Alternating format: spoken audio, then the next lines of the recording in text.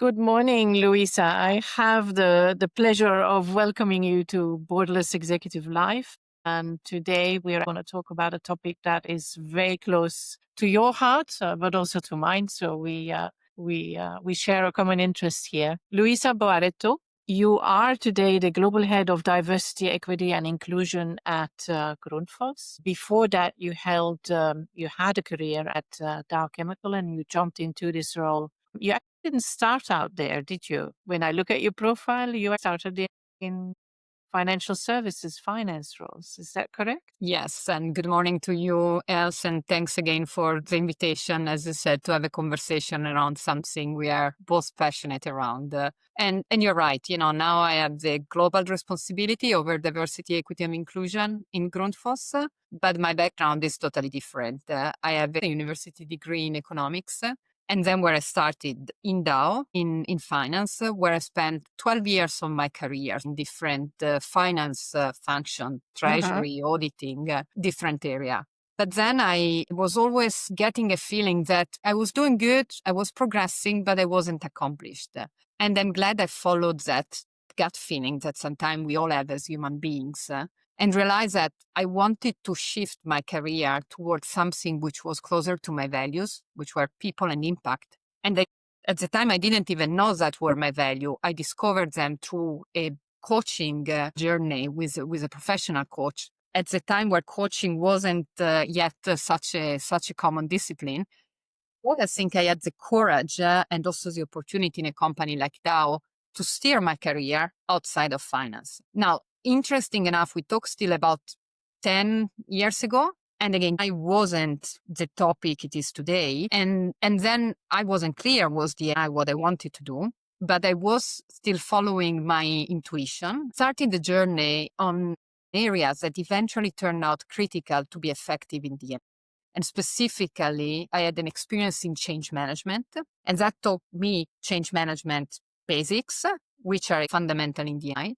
The second experience I had, still outside of finance, in what I call now influential leadership, but the job title was a director in Olympics and Sports Solution, because my previous company, Dow, was a Olympic sponsor. Very interesting sponsor because it's a B2B company, so not a possibility to put the Olympic logo on a specific product or a service. But that also helps to understand influential leadership and how to activate a platform like the Olympic for something which is not directly related to the business. Yes. And then the other element that really helped me was the coaching. After having experience on my own skin, I became a professional certified coach myself. And that what also taught me about the human potential and power that we all have. And it's really about finding those resources and enabling people to find those resources. Eventually, then there was a change of CEO. There was the new CEO putting inclusion in the new strategy. And what he did was opening up a department called the Office of Inclusion, not reporting to HR, reporting directly to the CEO. And that was Jim Fitterling. That was Jim Fitterling, yes. And I would say very visionary. And when then those roles started to open up as regional director, I did apply and got the role as European, Middle East, Africa, and India inclusion responsible at Dow. And that's what I did for 5 years before getting the global responsibility. Wow. So that's really putting a patchwork of different experiences together that actually leads you in the end to DNI. And that's where you've now been for several years. What keeps you motivated in this role? It's a good question. I think it's a very energy demanding role. But what gives me energy, because that is the right things to do and whatever step we do is a step that not only helps the company, helps the society we live. And there is more and more a role we have to play in the private sector, because governments, which has always been historically the safeguards of social rights and of progress, are evolving, and I think the private sector has a huge role to play. Doing the right thing, I would say, is what eventually motivates me. And I know it sounds utopistic, and my job is really small, but still there is this feeling of, even if it is a small step, it helps. Yes. And you talked at the beginning of the conversation about your own values, finding a role that was closely matched with your values. What are the values that this role plays upon for you? Well, if I look at my personal values, is really related to people. Mm-hmm. So as a coach, one of my mission is really to enable people to fulfill their potential, whatever it Yeah, is, and not let the discrimination, the systemic biases, whatever we want to call it, to prevent them to deliver their full potential. yeah, And then there is the other big value about impact, and there is an element of contributing to a bigger purpose. So those two are for me guiding principle. And then there is a huge element, is an element of integrity yes, where you can still serve the purpose for a corporation, which again, it's a corporation as a business purpose, as a return on investment, but at the same time doing the right things. So there is this possibility of matching doing good and doing also business wise. That makes sense. yeah. We all look for impact, and you mentioned that as well. You've been in this role and you've seen it evolve over time. What positive shifts have you seen over your career in Tide, Luisa? Well, sometimes we tend to focus on the negatives, but I think there is an increased awareness. Now, even, and maybe we will get there, through times of polarization, backlash, you name it, the fact that those topics get to the highest agenda Yes. means those topics are relevant. So this is a big shift. And so topics that in the past were practically silent, Uh-huh. now, for good or bad, they are brought to the table, to the C-suite, to the politician, to the society. Now, Yes. the next step would be to make sure those topics progress. Mm, it takes a lot of energy, of course, to distill what's relevant and being very clear for company, for society, for individual, where do you stand? Yes. Yeah. In a previous conversation that we had, you mentioned that the current situation where there is, from a geopolitical point of view, more backlash to efforts around the AI, you had told me something that resonated with me. You said, situations like this also create opportunities, and it becomes clear for which type of company this is business strategic and for whom it is not. Can you elaborate on that a little bit?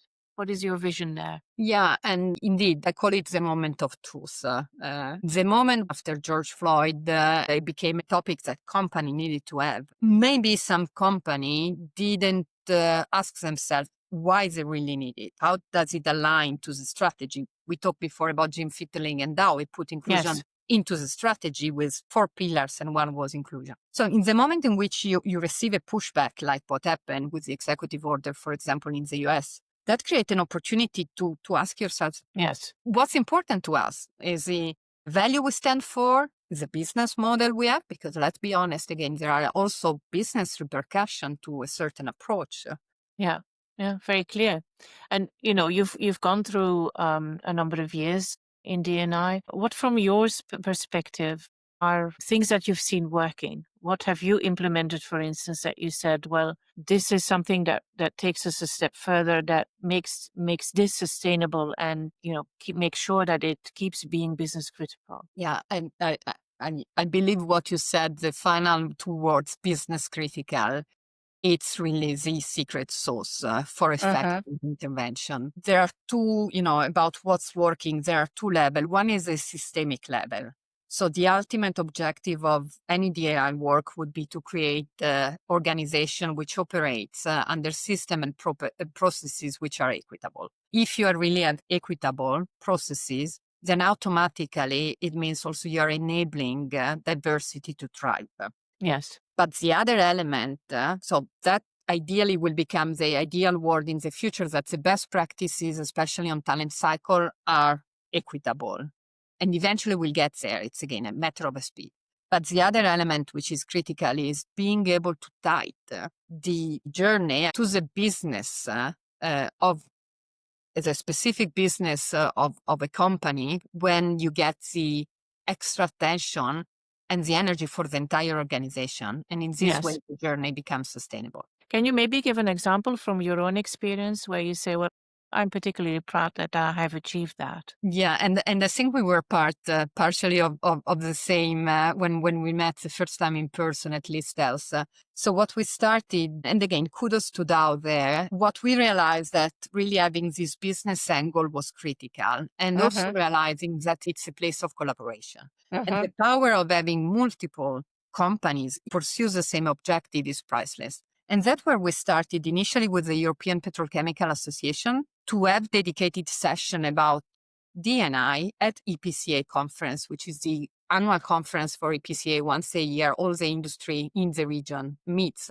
And as a spin-off of that effort, there was also the realization that there were specific needs in the industry that needed to be addressed. And a very powerful example is logistics. Logistics is a vital sector for all industry, but especially also for the chemical one. And Absolutely. especially to COVID, due to all the geopolitical changes, is under extreme pressure. Now, one of the pressure is also about workforce.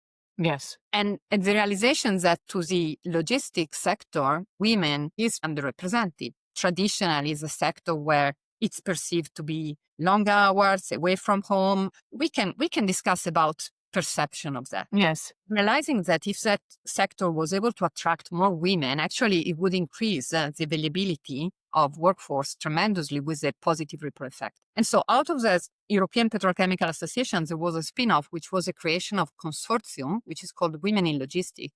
And again, companies now are joining forces to really address the topic, but from an angle of how we can increase female representation to the logistics sector. Yeah. So So that's really a business need to have more women, exactly. to have more people in jobs. And Yeah. then it's not anymore a matter of do you believe in D&I, do not believe. It's a matter of we are here to make our industry and sector more efficient, more operational, viable, et cetera, et cetera. So that's, for me, it's a very clear business example of what I mean when I say D&I to serve the business. Yeah. And, when you see some practical implementation, I know from the example because, I've also followed along the sideline this initiative. It's always difficult to measure. And if you say, something's business critical, how do you measure actually the effect of anything a company does on D&I policy? Yeah, it's What's an your excellent experience there? question, and performance. The first one, we know cash is king, right? Finance matters. So we tend, especially in the past, to measure all progresses to financial measure, return on investment. Talk about EBITDA, but it's a return on investment. Now, you remember when ESG came into play, we started to talk about financial and non-financial. So coming to your question, the first thing I think we are trying to measure something which is related to the business, but not a direct correlation. So we need to be careful to really, and I'm using correlation in a statistical way, to find a measure that if you do that, the return is this. On Yes. the other side, I do believe what measure get done. So metrics are fundamental. And I do like to separate the D&I matrix in three main categories. The first one is what is one of the most used metrics, and is still, in my opinion, relevant, and is called the representation matrix, the diversity. Gender, people with disability, other metrics you can measure. You enter into the space of GDPR, and that's why often gender seems to be the topic. But Yes. it's often the case mostly because of a privacy issue in measuring. So you can access gender data, you cannot access sexual orientation, even people with No. disabilities, there are limitations. But there are also studies that demonstrate that if a workplace work for women, work for many diversity. So again, not that gender is more important, but can be measured. But that's Yes. representation. Then there is the whole space of what I call perception metrics. And Yes. equally important, especially to convince stakeholder which may be skeptical about the business case. An organization is made of people. People to thrive needs to be, to simplify what's said, happy employee, happy customers, right? Yes. And what makes happiness is a very personal experience. You and I may be driven by value, someone else may be driven by external motivation, etc. But Yes. if you're able to capture through voice of employees, for example, those type of surveys, what matters to people, that's the perception on how they feel. And one element we know, because we're a human being, our energy, our brain actually get really much derailed the moment we don't feel emotionally good. Yes. Well, you cannot just say, okay, today I'm working from here up, and Yeah, no, if it makes me feel uncomfortable, I will not produce good results because I cannot concentrate, I cannot focus, I cannot deliver. of So course. that's very important metric, how people perceive, how people feel. And then there is a third type of metric or two other metrics which are more related to impact. And one is external impact. Again, for example, what we have discussed, engagement with the industry, with supplier, with customer, supplier diversity, a full universum. But the other one, still borderline between external and internal, is employee engagement. As an employee, how much of my time, voluntary or part of my work, I'm willing to dedicate to those topics? And Yes. again, doesn't need to be employee resource group and everything. Could also be in my day-to-day work with my stakeholder. What I'm bringing to the agenda to my customer, what I'm bringing to my suppliers, what are we discussing about? And yeah, so again, maybe it's not a direct correlation, but if you have all these type of metrics, you can start to monitor the journey and see what type of intervention you can do. Yeah. So you can clearly see that it is measurable when you, Yes. And yes. and then you can go into details. For example, if you take the talent processes, I think the beauty that we are moving away from forcing. A few years ago, there was inclusive hiring where you forced pools of candidates. First of all, I think the mentality is coming there that more diverse pool is better, but we don't need to force. Already structure interview process, asking the same set of questions to all candidates and not asking a different question because Sure. you have a different dimension, Yeah. being asking a woman, again, Sure. stereotyping. We all know those. What about your husband? I mean, in a promotion discussion at senior level, maybe she will not accept the role because the husband is not mobile. What has to do husband and wife and partners into all this spectrum, and would be the same question asked to a different gender. Yeah. So yeah, structuring, for example. And you can measure if it is structure and blah, blah, blah. So you can go down to all Yeah. levels for measuring. Yeah. Yeah. Coming back to the fact that it's either strategic or it's not, what kind of advice would you give CEOs and top line management around the? I mean, you've seen what works, you've seen what doesn't work in reality. I think you've also seen what D&I washing is all about, what lip service is about. So, what kind of advice would you give, Luisa? Yeah, I mean, if you talk about the top of the house, there is a huge role to play. Setting the tone from the top is fundamental. If the top of the house doesn't talk about it, and I know I should say believe it, but I'm gonna be very honest, you still may need to do a lot of work in convincing the top. Still, they need to play a role in setting the tone. And then, if possible, they really also need to do the next step, which is becoming role models. And role models doesn't mean to do the big stuff. Small signs that matters. I give you a very positive example, which again, it's very basic, but it's so powerful. We had a change of chief HR or a chief HR officer recently in the Grundfos. And then yesterday there was the first town hall of the chief HR officer, and she didn't talk during the town hall. I think send a very strong signal. We'll perceive she's a strong ally of the journey. So So everybody knows that was a choice. It was a deliberate choice to have that yes, as a yes, background. Yeah. yes. Yeah. So I would say really set the tone, be role model, do small things, but do it consistently. Being an advocate. Yeah, and having Yeah. the affinity to the topic to be able to ask the right question. These are not big steps, and if you can educate yourself, I mean, all the information, the specialists are in-house. So why is it that so few actually do this, Luisa?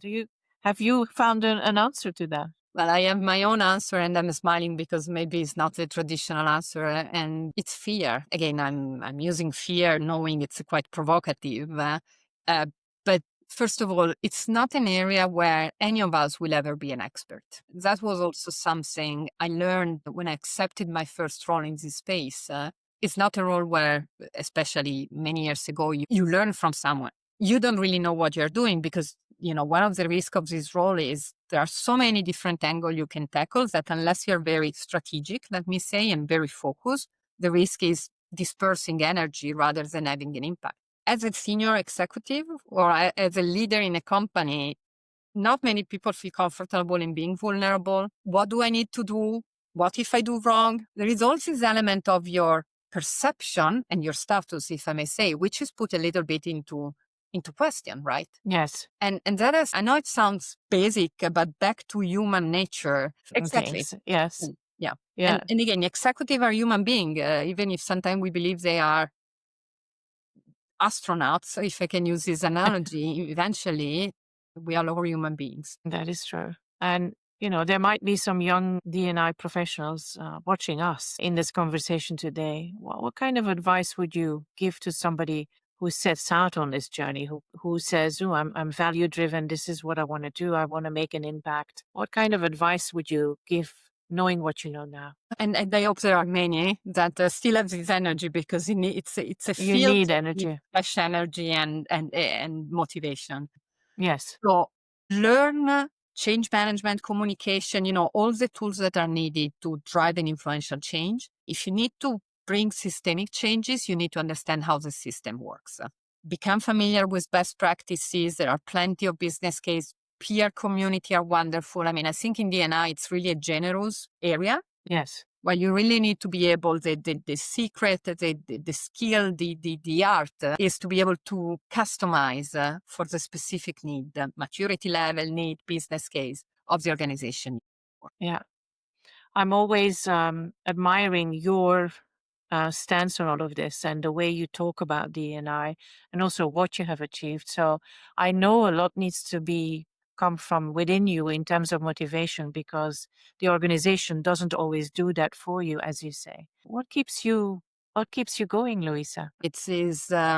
First of all, it's a never boring job. Today challenge is different from yesterday, will be different from tomorrow. And you really have an opportunity to influence across the company. My regular stakeholder, of course, are HR people, but I talk to business people, I talk to country leader, I talk to employees, shop floor, external customer, supplier, startup in itself. So it Yes. is this vibrant feeling of trying to juggle multiple balls at the same time. And as I said, it's heartwarming, but the feeling that whatever small or big goal is achieved has an impact on people. Uh-huh. One people benefit, job done, is their life. Even in one progress matters. As one hiring decision being done inclusively, it matters. Yeah.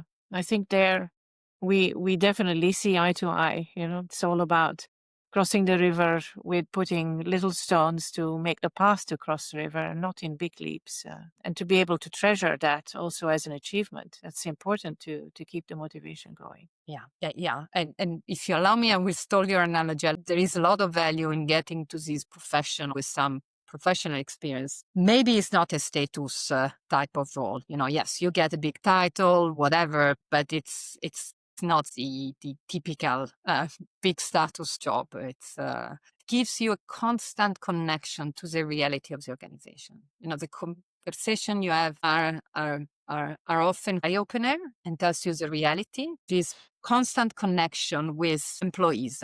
Indeed. Indeed. Maybe as a last question, Luisa, if you would have a magic wand and you could take away any barrier in an organization or a couple of barriers, what is your top priority? Well, there are two. One is more about the individual and the other one is about organization. There's a bias you cannot take away from people. You can make them aware, but then it takes a lot of energy to counteract. So if I can So it's really the just... people like us syndrome. Yeah. Yeah. People like us in the room, things we have done in the past, what should we change? And the other one is related. Then you need a lot of trust to change. And again, especially in corporate worlds where still finance rules, it means it's asking a big leap faith sometimes to say, trust, that's the right things to do. And yes, maybe you cannot measure in a traditional way with a clear correlation to a return on investment. Yeah. Very clear, Luisa. Can you give me the magic wand, Elf? I would if I could, definitely. I know. But you're waving it one step at a time, Luisa. Yeah. Well, thank you so much for the conversation. It's been an absolute pleasure to have you on Borderless Executive Life today. Thank you so much for being here. Thank you, Elf, and thank you to Borderless. Pleasure.